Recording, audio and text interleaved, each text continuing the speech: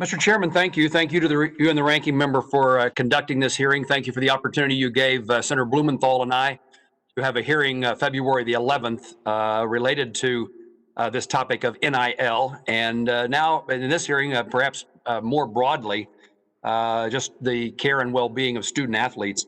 Let me start. I've got so many questions and so little time. Mr. Sankey or Mr. Carter, I want to talk about the A5 conferences, the requirement for providing health care.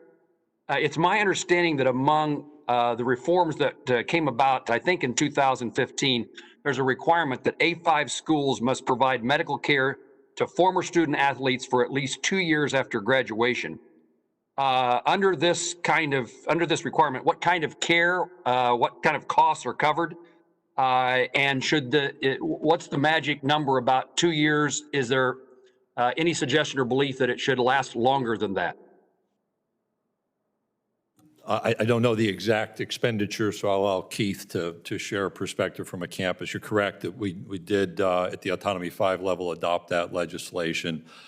Debate about 2 years, as I recall, it generated from discussion at a state level, and the Pac-12 conference introduced the original concept, which we all supported. And in fact, even without legislation, we have provided medical care at a campus level for student athletes post-eligibility. That's more a habit than a requirement that's taken place over the years prior to that legislation, which, as you noted, does now exist.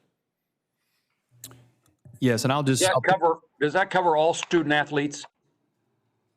The new rule did, that's right. Okay.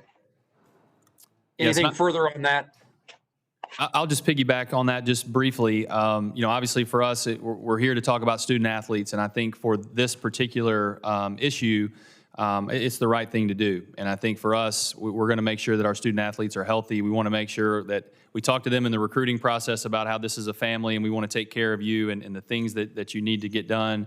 We want to make sure that we come forward with that at the end as well. So I think it's a great policy.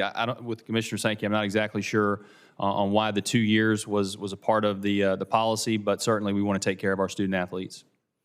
Let me turn to transferring to other schools. My understanding is that in most circumstances, after transferring to a different institution, the student athlete must sit out for a year before coming eligible to play again. Is there a belief that that's the appropriate requirement? Do you think that a student athlete should be able to transfer without having to sit out for that year? If not, in what circumstances do you believe that would be appropriate? And I would welcome the comments of any of our witnesses. We're clearly moving in that direction. So there are, I think, 5 sports. There are really 3 with which I deal on a regular basis: football, men's and women's basketball, that have that 1-year residence requirement. The others will have the ability to have an exception to that rule. By January, the NCAA nationally has said that it will entertain or review legislation to alter that 1-year transfer withholding.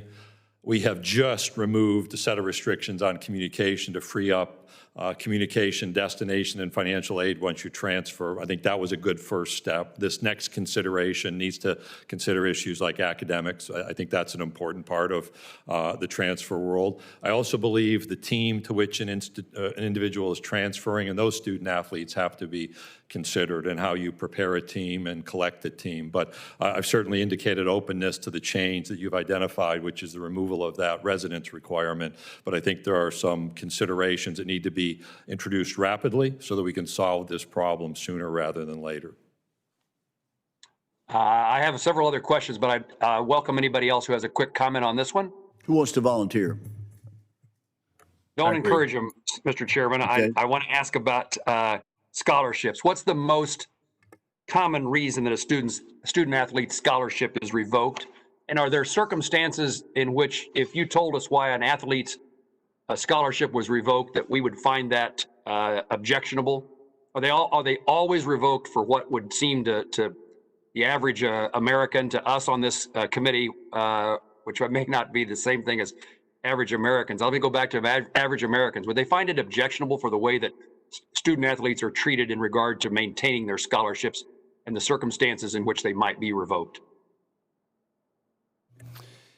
Yeah, I would say that probably a couple of reasons. One would be an academic reason. One would be that if they were not fulfilling their academic requirements, that's obviously a reason. And then certainly if there was a disciplinary reason that reached a level that we deemed that the student athlete did not need to be at our university. Those are probably the main two reasons, but obviously, most of the time student athletes are there, they have that scholarship, and they're gonna be able to have that throughout their career.